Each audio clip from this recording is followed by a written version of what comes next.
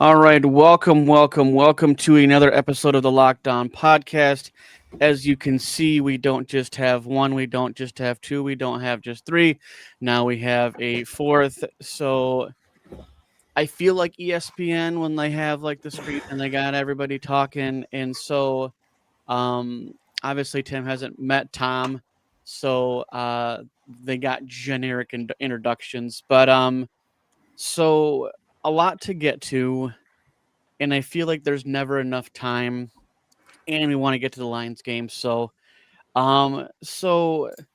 it seems to be, at least Raw specifically, that it has gotten to the point where it is repetition, repetition, repetition.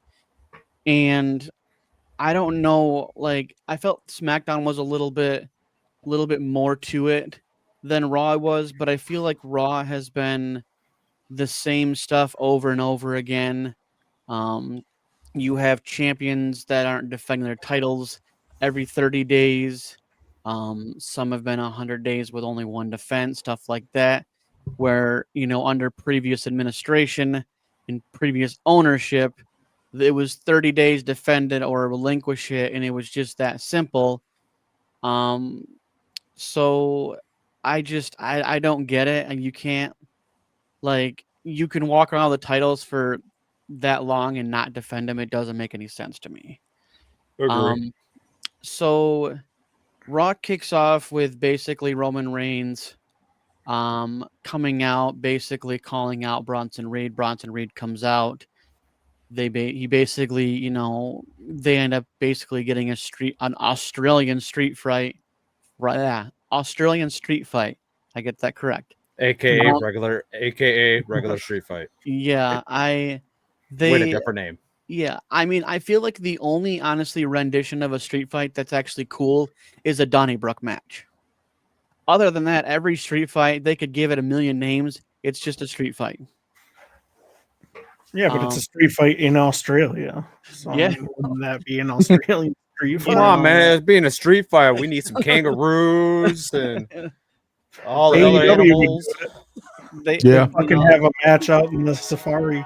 Yeah. yeah, there Yeah. you go. It should have been an on location street fight match. Yep. But so we've been seeing Maxine Dupree kind of, I don't know, be a little bit better than she was before. Um, Basically the week prior, basically had a backstage issue, whatever segment with Becky Lynch. So we end up getting Maxine Dupree versus Becky Lynch, and I have to say I'm very impressed with Maxine Dupree. And she's been pretty non-existent when it comes to matches. She's always kind of an outside ring person, more of a manager than a wrestler. But I have to say, it looks like she's put in some work. And honestly, had a pretty decent match with Becky Lynch. With the exception of, realistically a count out victory. But basically during the match, Becky was getting into it with the referee and everything, and so the last like 7, 8, 9, 10 count went quite fast. And however you slice it, like, I feel like refs should be able to do this more. Like, if you mess with the ref, like, the ref's gonna kind of screw you over in some way. And however it happens, Maxine Dupree got a victory over Becky Lynch. Means she gets a title shot now. You know, Yep. and That's what it like, means. and I this is the thing that I hate, like, is when you face the champion and then you beat them and then you get a title shot. Like, I feel like to make WWE more interesting, it would make sense that every match they have with the title, if it's a singles match, it's for the belt, period. Obviously, the count out victory wouldn't have got her the belt, but I feel like these matches they constantly have where they beat the champion and then they have to face him again, and it's like, it would make WWE move faster. It'd be more creative. It would be more surprising, to see, victories happen the first time, not multiple times you have to beat this person. because that's annoying. The rematch clause is like so wishy-washy. Sometimes they do it, sometimes they don't. So I feel like they're just not consistent. I mean, the rules are all it's all just made up, man. Like at the end of the Pretty day, much. like Oh, there's like there's no actual the- contract with any actual rematch clause in you it. know what? The pillar of professional wrestling is it's all made up and the points don't matter. Pretty Yeah. damn much. This is Like- not like UFC and boxing. It's like Yeah. whose line? It's like whose line is it anyway? Exactly. Exactly. Whose match is it anyways? Yeah. It's like Yeah. almost every other retirement match we've ever seen, right? Like how many retirement matches did Ric Flair actually have, or Mick Foley? Too damn many. Now he's technically is retired and Well, yeah, he's old as hell. He better retire. he's old as like, hell, constantly getting high, Yeah. Oh, baked I mean, out of his he's- mind. He's a dirty old man though. Like, but you Yeah. know what? I tip my hat. to He's you. dirty and crusty as hell. So this is what I say about repetition, and we have Roxanne Perez versus Lyra Valkyria for like the 50th time, and it's to the point where they brag about how many matches Roxanne Perez has had, but like what the number I care about is how many matches have you had with the same people over and over and over again? right. Like it's just it's disgustingly boring. Like, oh, it's now watch it be Lyra versus Raquel next week. Woo! Like Probably will. Let it. and and I guess if that's all you got, that's all you got, I guess. But it's sad that I'm more entertained by Maxine Dupree versus Becky Lynch than I am Roxanne Perez versus Lyra Valkyria. So, like, that's how mundane and boring it's got. And again with the boringness, CM Punk and LA Knight basically pick a fight with the Usos. Obviously, builds to a match later, which again is like, you guys have a roster, you guys have talent. Like, if these were like, maybe like, oh, we're gonna do this next week, that's fine. But like, WWE has the same formula when it comes to these people brawling, and then Nick Aldis or Adam Pearce come out and say, it's gonna be you two versus you two in the main event. Like, I mean, like, it's to the point where like you already know.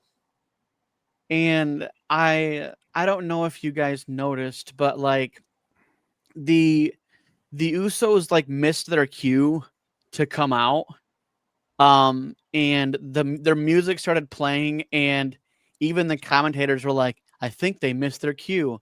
And so like there was this like 15 to 20 seconds of just the music playing and no one coming out.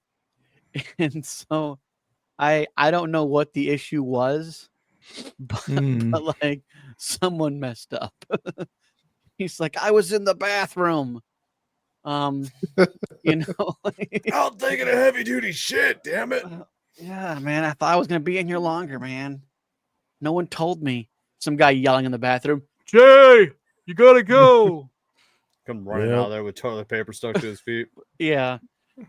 Put it, yeah, and like we're starting to finally see the like the heel wheels turning with Jey Uso, and like I hope they do something with it, because WWE has a not even a nasty habit, just a straight up habit of making plans for a wrestler to either go heel or face, and then all of a sudden the plans just get scrapped. The fans are confused. All the YouTubers are confused. Like, I mean, John Cena was literally the worst job that WWE's ever done with anybody. Oh yeah, that Oh. YouTube was terrible. Yeah. I even told him that in person. I said, to be honest with you, your heel turn was not good. He kind of At the beginning, it really had me excited, though. I Yeah, think it had a same, lot It of- same. had everybody excited Like, of what we I was could get. excited for it. I mean, those first few promos were really, really good. I blame the fucking Rock for this crap. Well, well, you know, I don't He I don't needs to You ain't take his little wrong. ball. He needs to keep his You ain't bald wrong. ass in fucking Hollywood. Well, yeah, but The Rock's not going anywhere anytime soon. He won't be back in WWE. He literally, like, all the stuff you see in line about his weight loss and muscle loss and all this other stuff, he looks like a shell of himself. He ain't returning to the ring.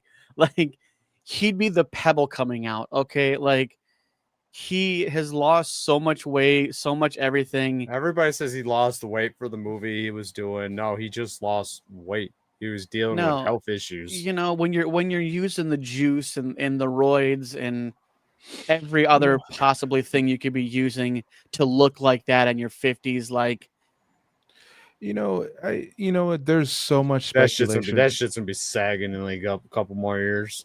You know what? He's Maybe has some saggy titties from You his know, he's been- arms. Ric he's Flair been boobs. an athlete Yeah, his pretty much. entire life, and you know what? We'll just see. We know that he has some health concerns. We also know that he's a performer. Also, we do remember he lost weight 15 years ago, 20 years ago, when he did some like Disney run of movies where he wasn't going to be that big. So we've seen The Rock smaller. Oh yeah, We you just mean, haven't like when he seen- did Tooth Fairy. Yeah, we've seen him smaller.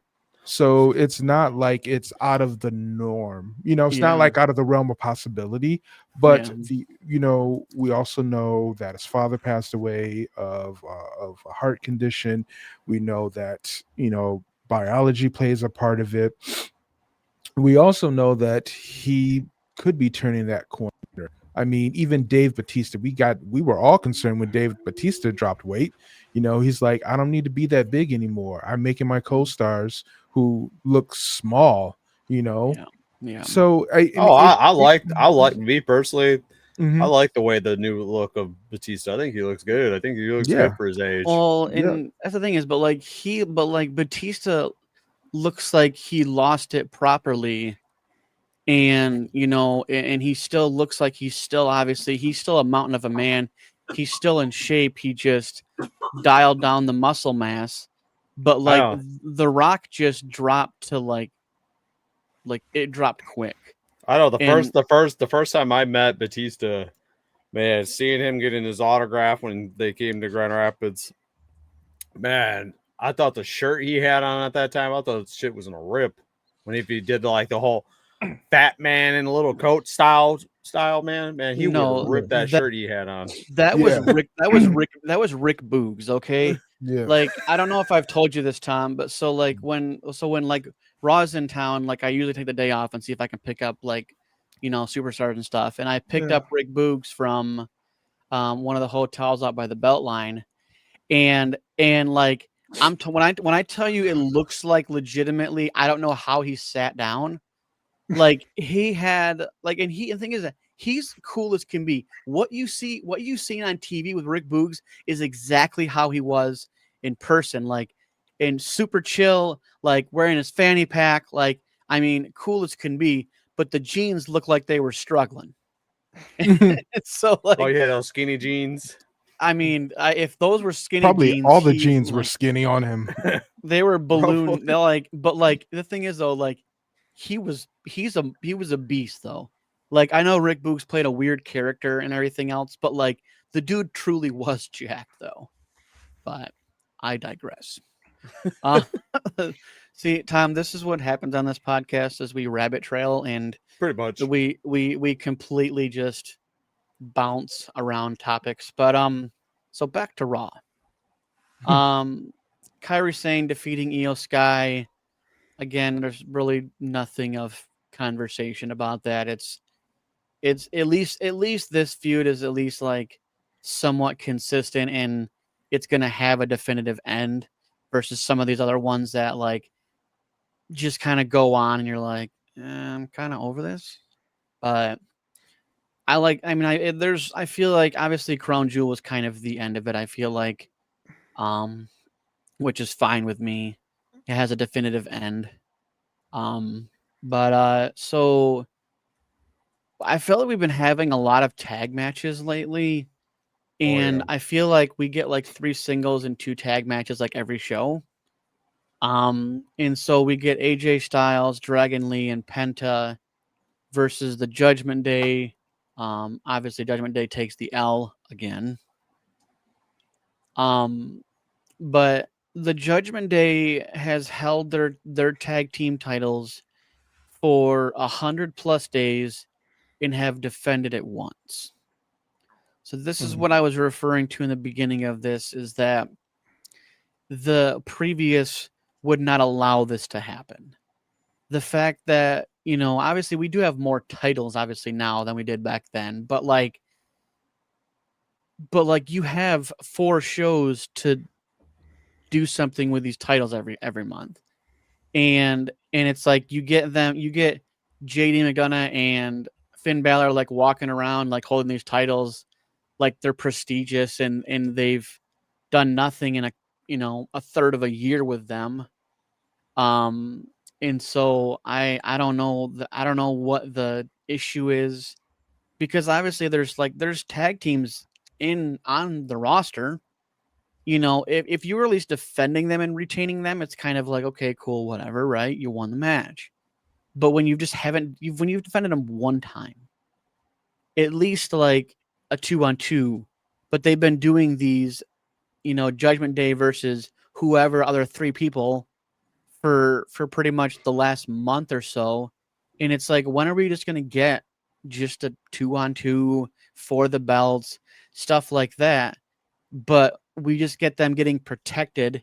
And I feel like they're just protecting them because they don't have anything for them. Because Judgment I was Day, gonna say, I think so. They don't really have much opponents for them. New Day's off doing stupid crap with a funeral style, kind of looking like, I don't know, like they lost their dead dog or something. I don't know. yeah, They need to bring some of these great talents like from NXT. yeah, They got some good tag teams over there. Yeah, I mean, and it's kind of sad that they like Judgment Day was strong like 6 months ago, maybe a year ago, and now they're just kind of a running joke. And I think some of it honestly is not having Liv Morgan, and having her star power, having a little more pull, having a different kind of allure of their group. And I think they're just kind of waiting for Liv Morgan to come back before they really change anything with Judgment Day. Because I feel like, we've said this for months and months and months that, we were waiting on the downfall of Judgment Day. And it just seems to be like we're just on this very flat plane right now with Judgment Day. We get the same stuff. We really get mediocre product out of them. And they're kind of just floating up in the abyss, and they just don't have anything for them. And like you said, like I watch NXT every week. Like there's talent to come up. And the fact that essentially WWE also has TNA, there's TNA talent that couldn't get brought up. Oh yeah, And so, definitely. so you have 2 companies to draw new competitors with, and you spoon feed us the same nonsense. Like, Wait, what brand new tag team is the NXT Tag Team Champions? What fresh new upstarts do they got with those belts right now? well, Oh, is it the Hardy Boys? Because it is. Well, that's what I'm saying. Yeah, they but like, just won another. yeah, they won both championships So from another company too. yeah, so like, but again, like NXT does have like plenty of tag teams down there. Like, yes, like this whole like showdown thing that happened, and obviously like the Hardys won both. But honestly, the Hardys can still go. Like, yes, they're not. Yes, they're basically they're just down to the bare minimum in their career, and maybe that's just kind of where they want to be. But like, I don't buy that they can't have more tag teams like in general. because there's even stuff even on TNA. I don't know like the names for whatever, but like it's just they're giving us literally the same chicken noodle soup every day, right? And it's just the repeat, and I don't know. I've said this a million times. Creative is not creative anymore. Well, here's the thing: is like they're simply just not making it important tag team Pretty wrestling, right? much. We talked about it last week. Everything's really cyclical, right? And I think when you get to having this many talents, things like that, they're trying to develop all these main storylines so much and inserting all of this like talking segments, making matches longer. Like, And I mean, plus they're putting more focus and they're writing on a lot of more like the main big titles mostly. What I've been noticing, less on these tag team, intercontinental, women's US and stuff like that. They're putting more eyes on the biggest main titles like the Undisputed and the World. Yeah. right. Pretty Well, much. that's another That's why I thing see too. it. If we want to focus on tag team wrestling, like where do we put it? We're talking about the WWE storyline, the WWE Championship, the World Heavyweight storyline. Then the women have their two champions too, and they have a tag team champion, and now they have an Intercontinental champion. But at least with Becky in the Intercontinental, she's like I've said before, is that they needed someone top tier to elevate the championship. And at least Becky's been doing a good job of having matches and everything else versus the flip side, which is Julia being the United States champion, and she's done jack diddly with it. And she's been having more tag team matches than anything. Yeah, and you can tell that when they brought Julia and Stephanie Vaquer to the main roster, you can see that they wanted to see what they could do.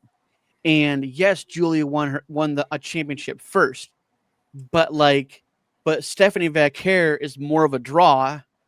And not only did she go after the top championship and win it, she's also now the Crown Jewel champion. And so it seems to be they gave them that window of trial and error and see what works. And they went with Stephanie Vaquer. And Julia's really done nothing, since she won that title. I mean, she's defended it maybe twice in the last 150 days. And because they women's matches are not long matches, right? So they're 10 to 12 minute, maybe 15-minute matches. So there is no excuse why they can't fit something to work towards those secondary titles, because the men have 25-minute matches, women have half that time, so there's no reason that you can't fit that in within the parameters of a show.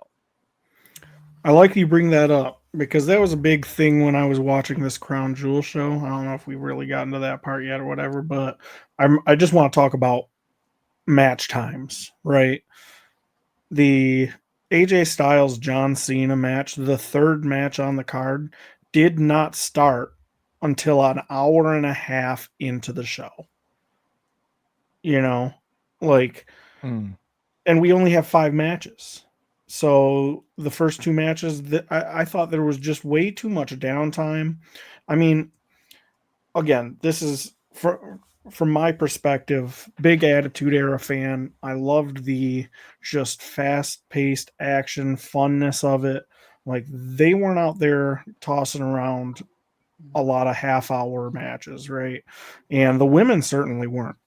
I want to say I'm glad they're giving them more time, but I think we can do more things with the tag team championships. Let's have some squash matches, let's have something quick we can roll through a little bit rather than, the last hour of Raw is again just more talking and then a 15-minute main event match that, like you said earlier, is probably just run off of the first or second segment. Yeah, and the thing is too is like, I mean, I hate to say back in the day, but I mean, let's even say like 10, 15 years ago, like they would have some weird local talent where they'd have a squash match with, like some schmuck just basically collects a check to get his ass kicked by somebody. Like those were fun because it was just like, okay, well, this guy doesn't have a chance because he's just some local talent or something. Like you said, having those little squash matches. At least like have them have matches, like but it's like it's the same format like over and over and over again. And it's just become we're like, we already know what's going to happen.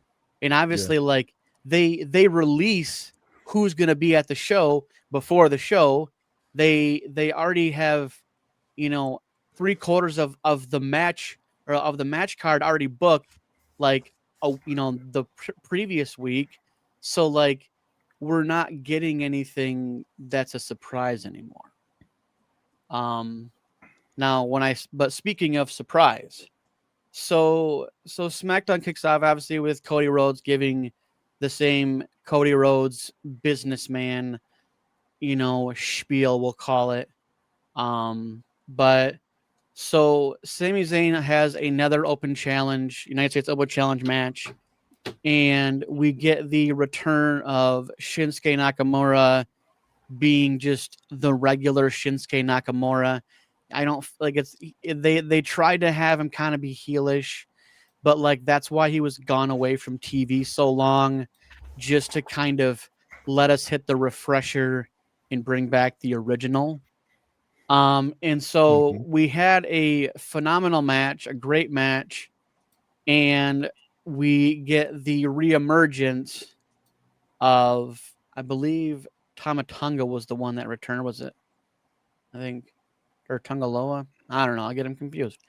But and so we get the kind of rendition of God, with the face paint and everything, with all the members of the MFT along with Solo Sikoa.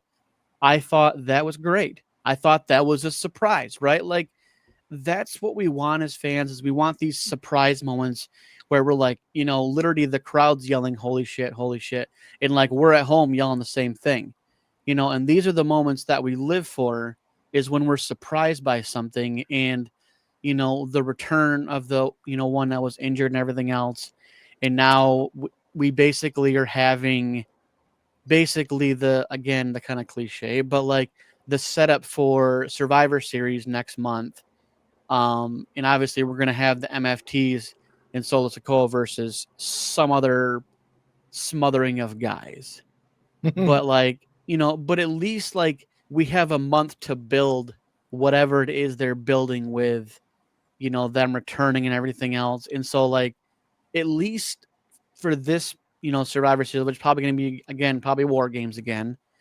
And, and so I'm glad that like they're giving us a month to like a month and a half to digest what's going to become of this Survivor Series match.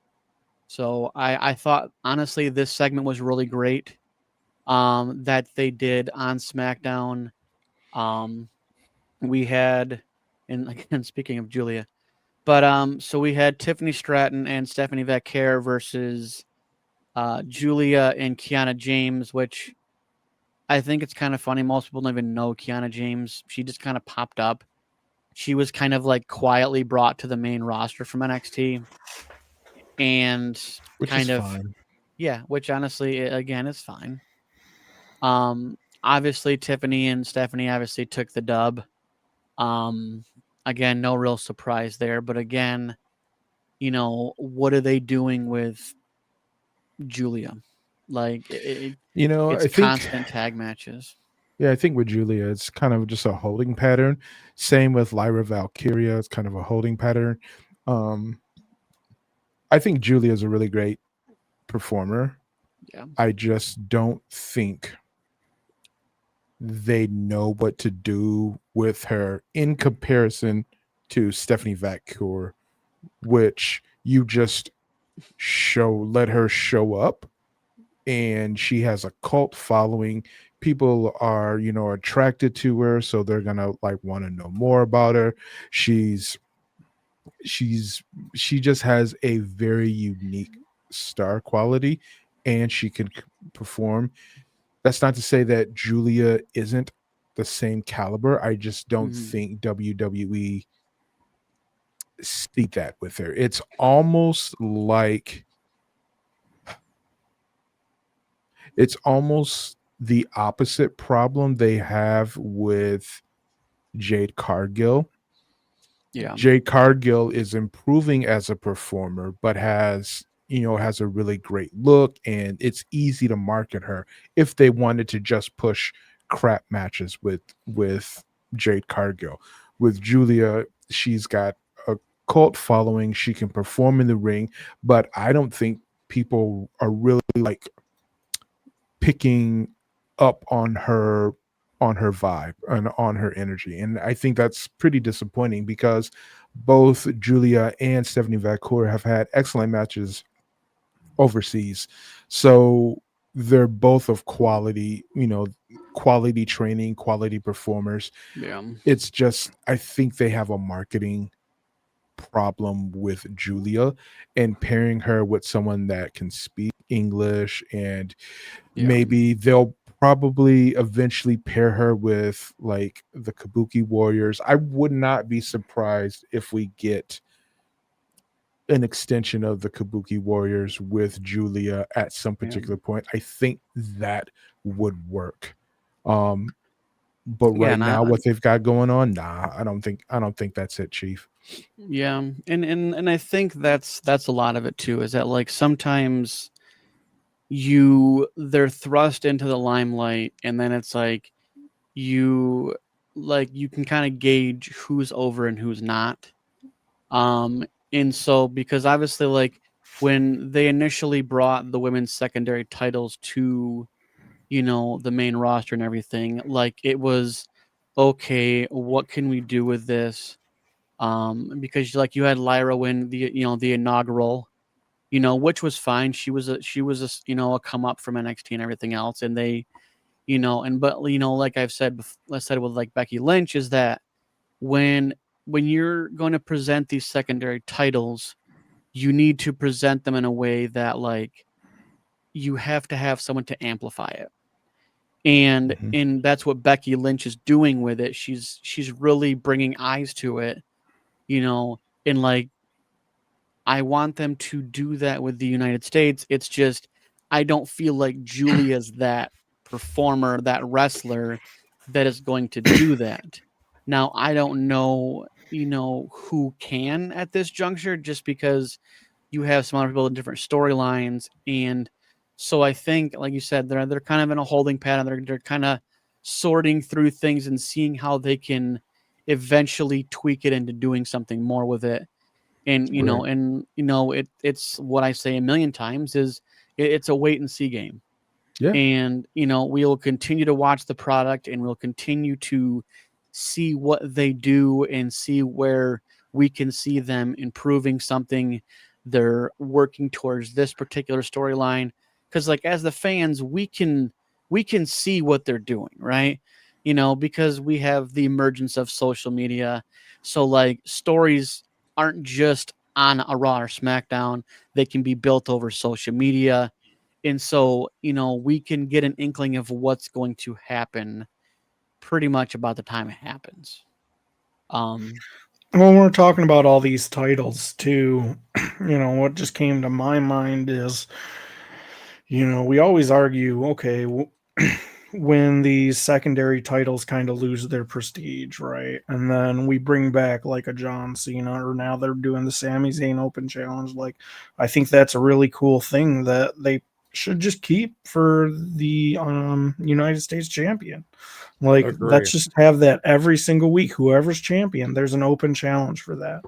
Like, and this is why I was totally fine with Chelsea Green getting the United States champions on the women's side. Like, she's super entertaining. Like, the group that she has, and like let that one be the fun one, right? Mhm. I mean, that was like back in the day, like, the hardcore championship was fun. They tried to redo it with the 24/7, Oh, but they're like, God. that was so much Mhm. fun, right? You know what? The And No. 24/7 wasn't that bad. It was bad. No. It wasn't that bad. No, no, no, It no. I was pretty mean, bad. That was just garbage. but the I thing mean, is, though, You see when Mick Foley announced that title and brung it out, you could see it on his face. It hurt him so bad. You know Just what? the whole Everything hurts Mick darkness. Foley. I mean, he fell off of a cage twice. I mean, Yes. actually, and through a cage. and through- And But rip his like, ear and but like, rip a oh, hole and in that's the his thing is lip. that, but again, like this is the trial and error game. Like they've done away with the men's speed champion stuff, That but was garbage. somehow they've left it lingering down in NXT to complete irrelevancy, and it's like, just be done with it. Just be done with it, put it in man. the WWE's vault. Just leave it I there. don't even want it in the vault, dude. Go Fine, just throw it in the like Mississippi River or something. I don't know. exactly. Just bloop, Drop it in But- the bottom of the ocean. The deepest parts. exactly. Just go out to where the barrier is and just Yep. But like, but it's like it's one of those things where like, it's like even in NXT you still have, a lot going on in regards to championships, and so like having the speed champion is not even entertaining. Like the 24/7 was more entertaining because R-Truth held it like 47 times. Like because Yeah. that championship amplified R-Truth. And that's the No. only person that did anything for. You know what? And rightfully so. Rightfully so. However, nope, I don't have a however. You know what? No Rightfully rebuttal. so. No. No Nope. rebuttal. You know what? Good on R-Truth, because if those championship wins are kayfabe and they're real, R-Truth is the most winningest champion of all time in WWE history. Yeah. That know dude what? held it like 50 or 60 freaking times. Dude, I Yeah. don't know, man. It was Something like plenty that. of times. Like, know see, what? and that's what puts R-Truth in the Hall of Fame. They need to put him in the WWE Hall He of is Fame. first. period. He is first ballot, and he has held more championships than probably the top 20 Yeah. combined in WWE. So I am not mad. All I can say is He's is held that title 54 times. 54 times. John Yeah, Cena is right- only right- 17. He's held that title as many times 17. as his Man. I age. mean, man, 54. Well, yes. And Oh, okay, he's but 53 like, years old. Let me phrase that. He's held it more than his own age. right. But like, so the only thing that like, so like, speaking of the never seen 17 thing, right, is that like 15 years ago in WWE, it was normal to defend championships on a Raw or SmackDown, and they changed hands a lot more, and it kept it interesting, and it gave people a certain degree of like relevancy because they won the title. And Mhm. now we've become complacent with longevity champions that rarely defend their titles. And like, I'm not going to take away John Cena having 17, championships, having the most, but if but it was a different time. We're not going to see those numbers from anybody that's not 14 or that has 14 or better right now. I was the only person that's up there close to Cena is Orton. Orton has 14, Triple Yes. H has 14. And And so Triple H like, will never wrestle again. and so we're not going to see those numbers Little again. Biggie. Yeah. And but that's what they made that generation so exciting. That's what made the Attitude Era into the early 2000s era. Like, that's what made it interesting, is because yes, we had our pay-per-views and stuff, but they didn't like lessen the fan experience of a Raw or SmackDown with having a title match. Like, it was normal, it was casual, it happened, and we're not going to see those big numbers anymore. And that's just what it is. They're in a different direction, and there's nothing wrong with it per se. It's just we're not going to see those people get up into the upper echelons of the number of championships, because Right. Roman essentially had that title for just as long as John Cena's 17. Yeah, I was gonna say like almost 3 years, something like that. Yeah, more than Yeah. 3 years. Pretty We're pretty close to in 4.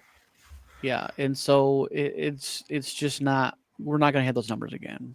Yeah, but so like going off of that, right? Like I'm probably going to say every single time I open my mouth, it's all cyclical, right? Like those were the kind of champions they had. Bob Backlund, look how long he had. I mean, we're talking about Bruno yeah. San Martino. Yeah, Bruno San Martino. Yeah. Like those guys had years reigns, right? And then we got into the attitude. Yeah, you era. got Hogan that had it for years. Right. Yeah. But they were defending, but they were defending their title like multiple times a week. But you know what? Again, like Not you said, televised. yeah, No, not I mean- televised. But however, this is like an entirely new WWE. Let's just call it what it is. WWE, when Vince went away for good, it no longer became that WWE. It's a new WWE. Yeah, it was so a new like WWE under Triple H. Now Yep. it's more of a new WWE under shitty ass TKO. Who you know, is and It's always a fucking new poor. WWE. They're always remember when they came out and they made a new WWE. The Authority promised they were going to change everything. Shane took Raw or SmackDown or whatever the fuck they did, and it just all was the same anyway. I mean, so Yeah. so it seems like it is cyclical. All I You can know, say, it- Triple Shane McMahon has made it back up on their website again. yeah. And I don't know. I mean, at the end of the day, it is entertainment. It is World Wrestling Entertainment. It is entertainment just like everything else on TV. And it's drifted away from being, like professional wrestling, and now it's just kind of another sport per se. Obviously a sport that tells better storylines, but like, and so yeah, like I said, it is a new WWE. And like when Triple H took over, I was excited, and now I'm kind of like, I kind of shrug a little bit, because like when Triple H, he said all these things, and when we had things that have never happened before, where like the management listens to the fans, like the hashtag "We Want Cody" thing, that changed the direction of the plans because that's what the fans wanted.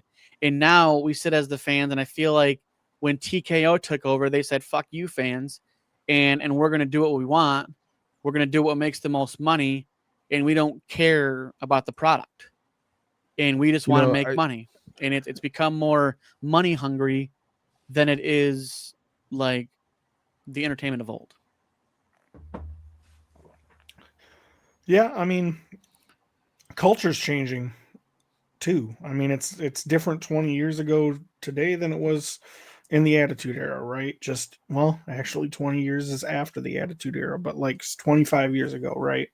Like you wouldn't see half of the stuff that they did on there, and there's a different level of competition.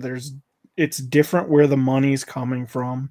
So we're getting different different variables are going into these decisions. I do think I really agree with you, Seth, on there needs to be more stuff defended. The regular weekly shows, I think, don't feel important anymore. And even with Crown Jewel, and I'm sure we'll get into it if we don't go 5 hours tonight, but a lot of it, there were certain times it felt like a really long Raw for me. Like when it was like 3 hours, it might still be 3 hours. I don't know. I just It's like fast two. forward It's like through a lot of it. It's like 2.5 now. But we it- had so many backstage segments. We only had 5 matches. There was a lot of downtime. There was a lot of, oh, here's a big shiny belt and here's your ring. And, oh, let's show the belt before the match. And then these guys are carrying it out to the match. And then we're looking at it afterwards. And, it- there's just, they're trying to be the UFC.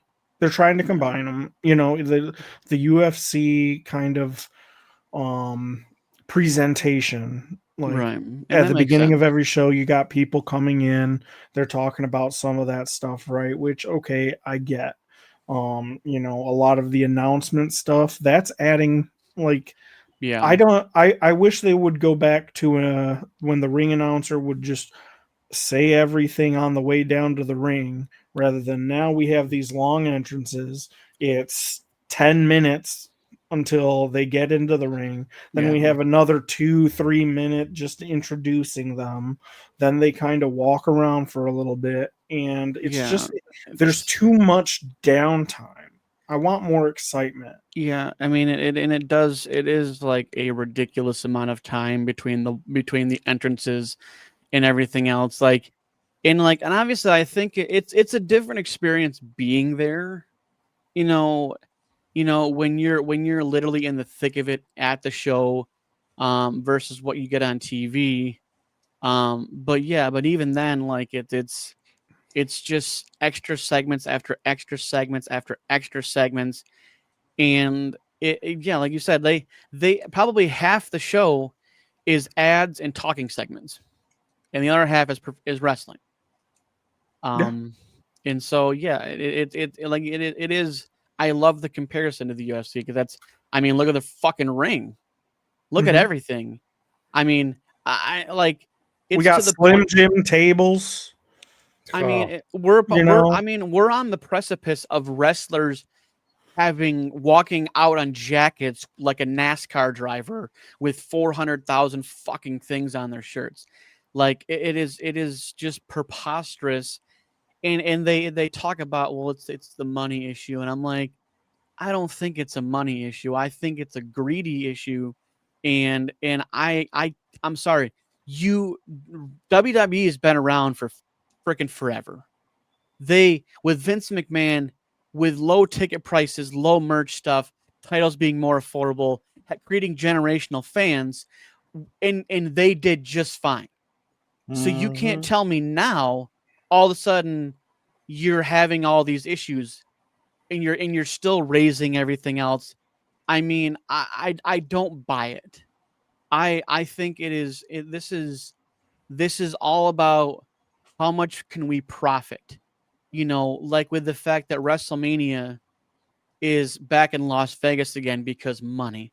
Like WrestleMania was basically brought to, basically big ticket states and cities and arenas and and stadiums, because they wanted to let all these other states and stuff have a WrestleMania if their stadium is feasible to. And now it's like they're just selling things to the highest bidder. And I think that it's gonna catch up to them. And I think when they truly see people backing off, I mean, their Raw and SmackDowns are the attendance is down in the thousands, and and I think they're gonna get to a certain point where they'll be like, oh, we fucked up, and I hope they get there sooner rather than later, because you're not going to, like, in 20 years when everything looks different, will you still be able to produce the same product? Because your creative is not creative anymore, your storylines are flat, your stuff your stuff is predictable, and so, like, it's almost like you're watching it like a regular TV show. You're not watching it because of professional wrestling. You're like, well, it's another show. It's very entertaining, but like it's just Mhm. another weekly episodic show. Yeah, I would like to add on to that. It's like in 20 years the product will have changed again. Whether it will definitely will.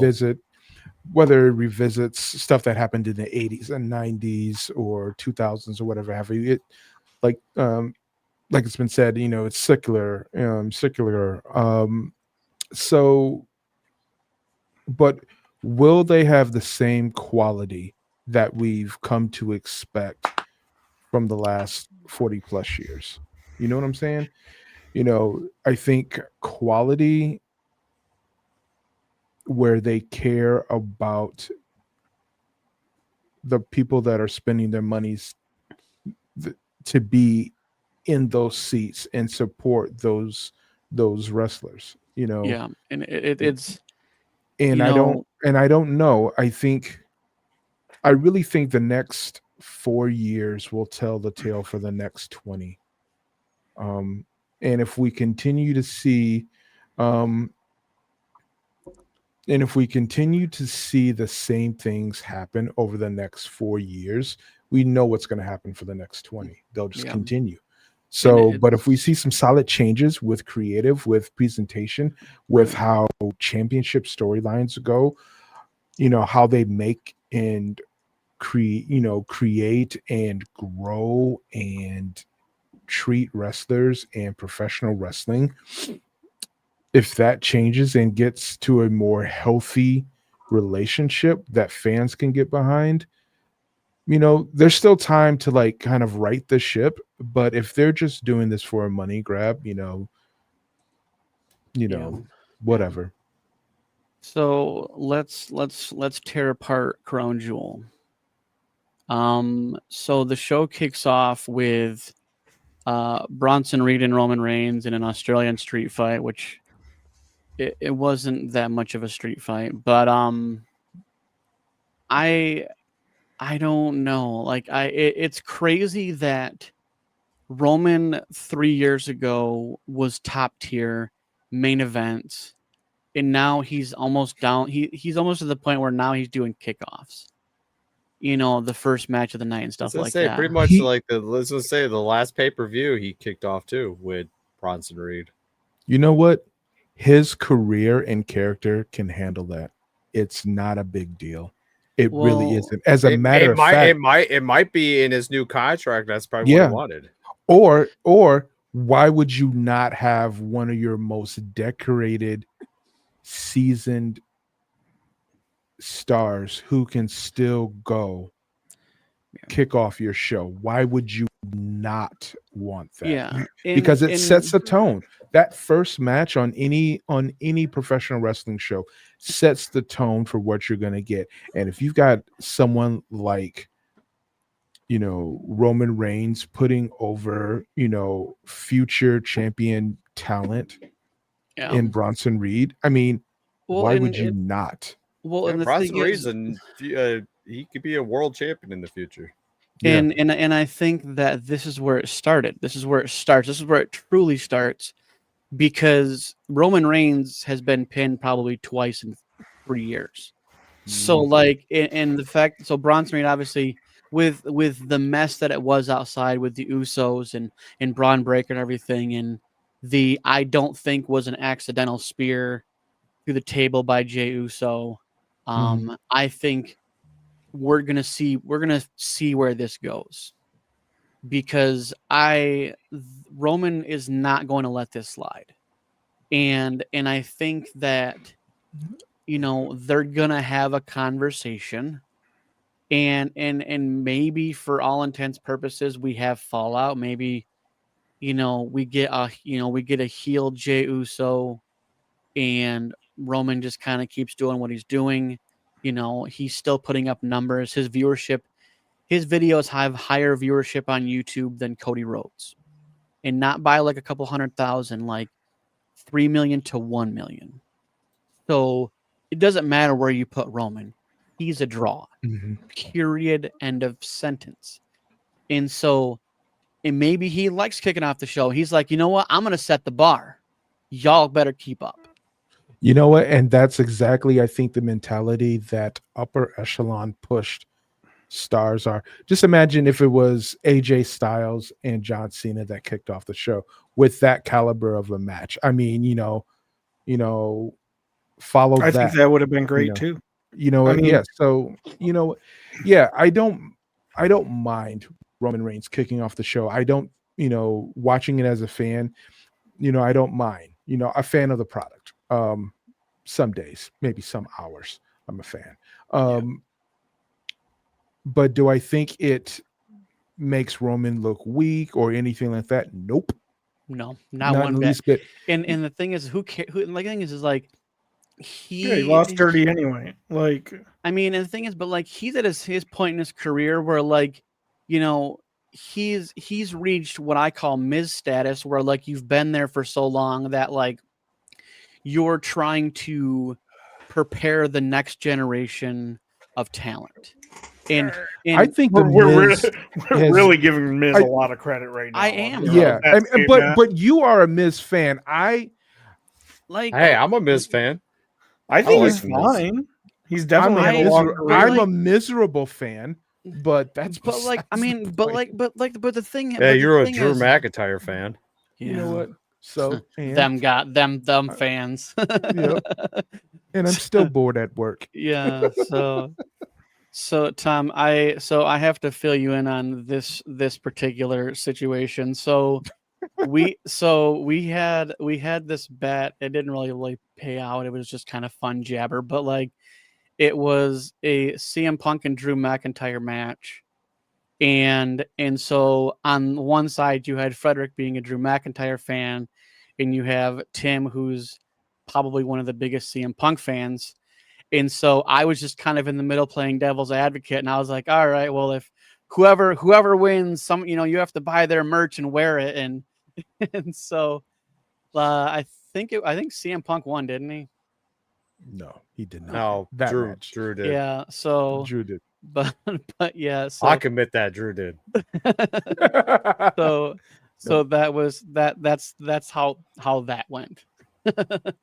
I mean, So the second match of the night, we had Stephanie Vaquera versus Tiffany Stratton for the Women's Crown Jewel Championship, and I have to say it was a good match.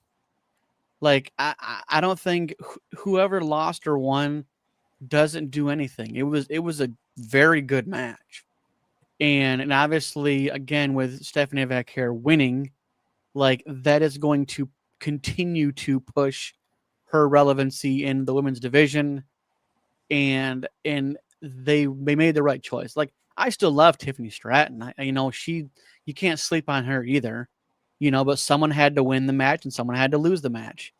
And however it fell, it didn't do anything to either wrestler, because Tiffany's still champion, Stephanie is still champion, and so at the end of the day, like for the few times we get where we get a good straight up match, no outside nonsense, just a good straight up match, and we live for those, because like most of the time with certain wrestlers, we're always like, well, when's someone gonna come out? When's someone gonna come out? Like, and it's so repetitive, but it's refreshing.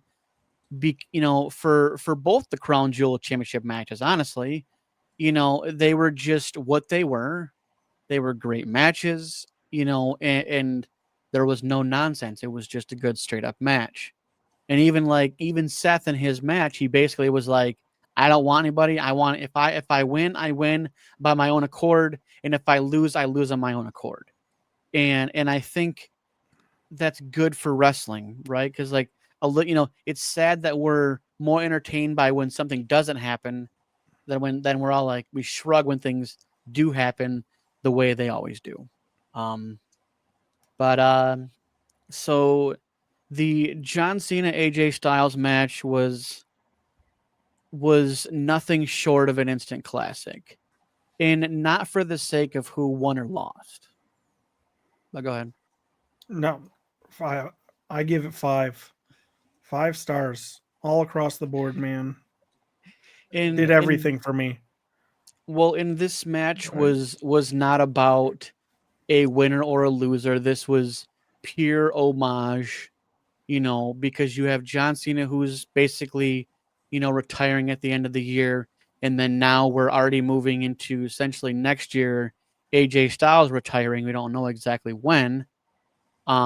Maybe he gets the whole year like a John Cena treatment next year. I don't know, but I think you have two generational talents paying the utmost respect to not only WWE wrestlers, not WCW, but like TNA as well. And so like Yeah. this was purely homage and respect to the generations before them and the current generation. This was not like about John taking a W or AJ taking a loss. This was just a fun match. This was a bucket list match, and it didn't disappoint. And I mean, I think there was somewhere in the realm of like 19 different exchanges of finishers, some of their own, some of TNA stars, some of current WWE roster. So it was just fun to watch in that aspect. I Well, didn't that's a watch. highly contested thing among wrestling fans, right? Like finishers and if they should be kicked out of. I thought this was a perfect use of finishers because I think we were talking earlier. Frederick might have said something, I can't remember, but when it's somebody else using another finisher, it doesn't feel like it's exactly that, right? It looks a little weird, it's a little funny, but I get that. Okay, if I'm giving a stunner, it's not going to be the Stone Cold Stunner. Right. We talked about the DDT last week. Like, it's not Jake Roberts DDT. It's just me trying to do that. And I just think I really liked too that when they did the Walls of Jericho, they talked about Chris Jericho, right? Yeah, they Because said his name. yeah. And that's not something they probably would have done in the Vince era because those guys don't exist because they're not here, right? Yep. But I think, like that's definitely cool stuff because it's even more noticeable when you don't say it, right? Yep. And I even would have liked to hear them say the Steiner recliner when they were doing the camel It's clutch. just like when Roman got the shield move for the announce table. Yeah. Michael Cole said Dean Ambrose. Mm-hmm. Yeah, I think it's a little like now, like the leash is a little bit longer. As far as what they can say and they can't say, as far as people that aren't part of the company anymore. Because it was funny in the. I mean, I'll get to the pre-show at the end, but so Rhea and Io Sky versus Asuka and Kairi Sane. It didn't do anything for me, and I honestly think this was kind of the lesser of the matches of the night. Not because I wasn't entertained by the match. It was just kind of, it was slow. And it really didn't have a lot of oh wow moments. You know what I'm saying? Like I mean, it was a good match. It was a good tag match. It was, it was nice to obviously Rhea have a match in her home country, and we all knew that was going to happen. And so like this was kind of a match that I was just kind of, I watched, it was good, like, and I was waiting for the next match. And Well, it did what it was supposed to do in that spot. I mean, you can't go between John Cena and AJ Styles and that match that everyone was going to enjoy, probably regardless it was going to happen, and then Seth and Cody. No matter who you put there, you're going to be like, oh, well, clearly that was. You could have put Roman, you could have put that street fight there. You would have felt similarly about it, right? When you look at having 5 cards on a match, I do think that they put them in the correct order. Even going back to what we were talking about with Roman. I mean, Chris Jericho said it many times. If you're not going to be last, you want to be first. Yep. And I do think like having AJ and Cena in the middle. I mean, and another thing too, I'm not really sure about AJ Styles' storyline right now. I don't know if he's a face, a heel. That was a face-on-face match for me, and I thought they did it fantastic. That's a hard match to do. Yeah, I think the best face-on-face match that I have seen in probably was Sting Lex Luger versus the Steiners in the 90s. late 80s, early 90s. And then it was RVD versus uh Jerry Lynn. And I think face on face matches can be done and they can be done really well. I'm sure that there's been other face on face matches but those are the ones that stick out to me, like of like who gets put over, who, like who's winning the match. Do we have any interference? Is it just a straight up just, you two go out there and just tear it down and give the fans what they want, figure it out, and we just deal with it. um I don't know if it ticked all the boxes for me like it did everyone else. However, good for them. If they enjoyed it, and you enjoyed it, fine. Yeah. I don't think it was for me. I think would have pushed it more for me probably would have been maybe AJ Styles winning. I don't know. So I'm kind of Yeah. like torn on AJ Styles a Yeah. little bit as well. I But mean, yeah. as long as AJ Styles gets the same type of rub and the same type of treatment, the same type of push, stroke, whatever you want to call it, when he's going out, that Yeah. John And Cena gets, like, he gets some peripheral treatment. He gets to have his wish list of matches before he goes out, and he's treated just as well as John Cena was on his way Oh, going out. Then I yeah, think it's I'm sure. And I'm sure we'll see him on TNA. you know what? Yeah. yeah, I mean, and that's the thing is too, is I mean, it doesn't have to all like every fan views matches differently, and I think like there's a dozen boxes that you look at when a match, you look, the entrance, you look at the finishers, you look at the spots, you look, and so there's a lot of factors that go into the rating system of a match, and like I said, it doesn't always do it for everybody.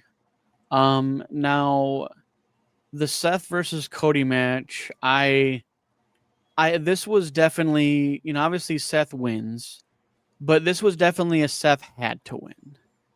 And I think that if he was going to push the Vision agenda moving forward, he had to win. And obviously, like, there's all these videos out in the ether about the issues with Seth Rollins and Paul Heyman and all that nonsense. But like, this match was just what it was. It was champion versus champion. It You was a you great had match. you had a couple hidden things on Seth's ring gear. Basically, he had pieces of previous attire of the last three times they faced off: the polka dot, the mesh, and the blue and gold, which was kind of a small hit most people didn't get. I didn't get. I was seeing a video on it, so I'm not Yeah, taking credit. when the announcer said something about it, and I saw the polka dots and the colors, I'm like, yeah, the blue one was from the WrestleMania me and you went to, and then you had the polka dots from the Hell in the Cell, and then the other one from I think it was the WrestleMania Backflash or something like that. Yeah, yeah, and so I don't know. Like, I honestly, all in all, like Crown Jewel, like I'm in the B plus. Like I wouldn't dare go above that. I feel like there was good competition, there was good matches, but there's also a lot of predictable things that I don't rate high for predictability. Like I live for the shock and awe moments, and it just didn't fully do it for me as far as Crown Jewel in its entirety. But I'm ready more for the fallout. And Yeah. there's gonna be some fallout the next, this week specifically on Monday Night Raw and Friday Night SmackDown. So we're gonna see the fallout, and that's what I'm looking forward towards, right? I'm all for what happened, that's fine. But the fallout's where I'm truly entertained, and I really want to see the reactions. I want to see some actually good promos in regards to the fallout. So we'll play the wait and see game as we do, because that's just really the name of the game in professional wrestling. It is purely wait and see. But much. we will put a pin in this. We're gonna And so we'll definitely be back next week to break down the fallout and our thoughts. This is the Lockdown Podcast.